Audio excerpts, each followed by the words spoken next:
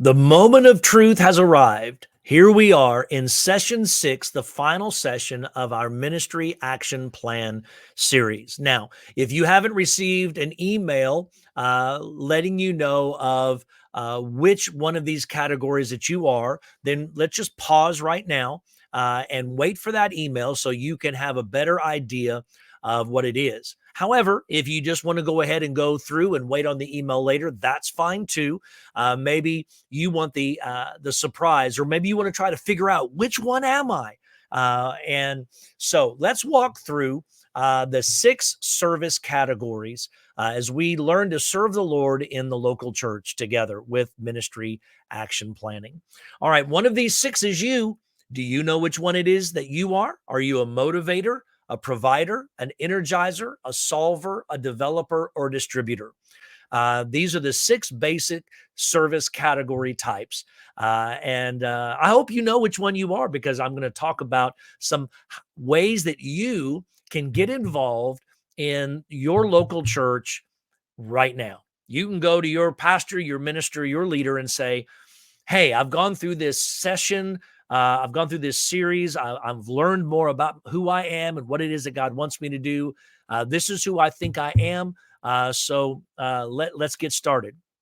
You know, a lot of it's going to be trial and error, trying to figure out which spot really fits you best, where you get your most joy out of.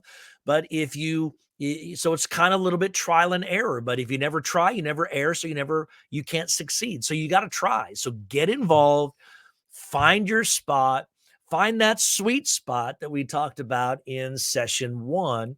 And so, hey, let's walk through this just a little bit today. Motivators.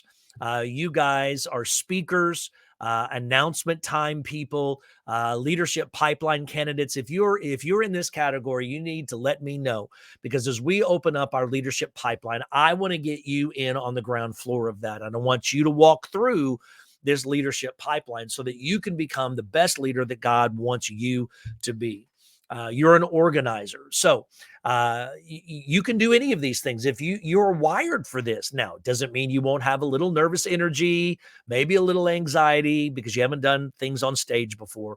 But I would love to involve you and incorporate you in what we do. I want to give you that opportunity. So hit me up. Let me know what you're interested in doing. And I will also be reaching out to you, because my motivators, we want to give you opportunity to practice your motivating skills. And so, all right, that's motivators.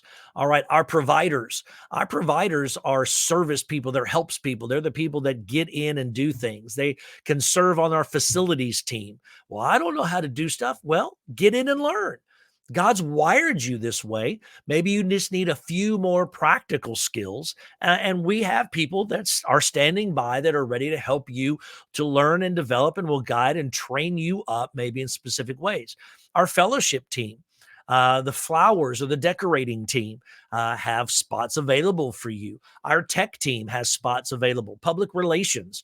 I don't know anything about PR. Well, I've got people that do, and we would love to help you learn and train and go from level 1 to level 2 into level 3 areas of these kinds of things. But this is your natural wiring, your supernatural wiring, if you would. And we just want to help you get involved in that. All right, my energizers. These are people that are encouragers by nature. You're going to do great at being on our greeting team or our hospitality team. Or maybe you want to help people as they prepare for baptism. Or you want to go visit people in the hospital. Maybe you have a heart for that and you really want to help people in that way and encourage them. Maybe you want to help with our helping ministries, our benevolence ministry and our care ministries and things of that nature. Maybe when you do get a little older, you can serve on our personnel team as they learn to administrate our staffing, or maybe you want to sit in as a non-voting junior member and just get a feel for that and say, you know, I'm interested in human resources. I'm interested in managerial leadership, and I want to learn some of these things. That could be a good spot for you, and I want to help you get on board with that. Our solvers, these are people that that just know how to solve problems, and stewardship, that is finances and the money aspect of church life. We solve problems. People have needs for money, and we need to find ways to provide that. Our committee on committees is a team of people that help put people on all of these different committees and teams, and these just help solve these problems that we have. They can do that. Our policies and procedures, we need help drafting that, serving that, incorporating that into the life of our body. And you have a mind, maybe some experiences that go with that, that just thinks these ways. You think these things, and you have a knack for that. Well, you need to be serving in this capacity and being put into these opportunities, or working out our legal issues, our legal wording, our legal jargon, our bylaws, to help us function appropriately and legally in the ways that we should. You probably just have a mind that thinks this way, and this would be a great place for you. Our developers, these are people that like to teach and train. You say, well, I've never thought about being a teacher. Well, now's the time. If God's wired you to be a developer, we'll start you out easy. Maybe just be an assistant to a teacher. Maybe you'll be a substitute teacher periodically. You can have learned the lesson through the week and prepared, and you could substitute teach for somebody.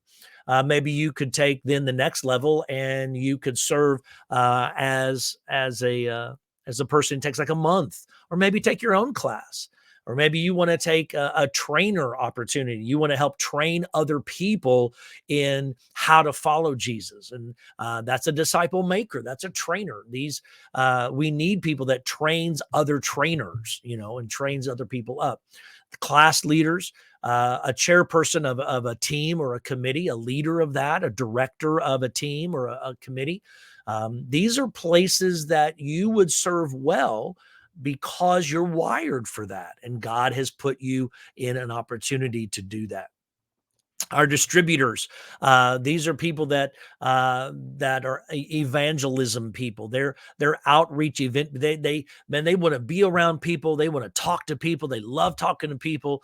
They're out there. They're very much capable of that opportunity. You're a person that doesn't mind making calls or contacts or texting people and saying, hey, just want to check in on you. I want to check in. Hey, where are you in that decision process? Hey, did you understand all that we talked about? And you just like to make all those connections. You network very well, and you do well at that. You serve well on our missions team and serving in our local ministry areas. These are great places for you, and these are great opportunities for you as well. So those are the 6 basic areas of service. Do you know which one you are yet? Have you received that email? If not, look for that. We'll be getting that to you. As you give me all of the forms and information I need, we will put all that stuff together, and we'll let you know which one that you are. Your homework is just to pray for a willing heart and a dedication to serve. That's what it's all about. Is I want to love the Lord my God with all my heart, soul, and strength. I want to serve him wholeheartedly, to help others also see and feel and experience Jesus. Put your ministry action plan into action. That's the whole point. It's why I chose the title. So helping you serve the Lord in the local church. I hope that helps. You can go back and read and listen to any of these. I have these in podcast form and video form, or just connect with me. I'd love to talk with you more about what it is that God's doing in your heart and your life today.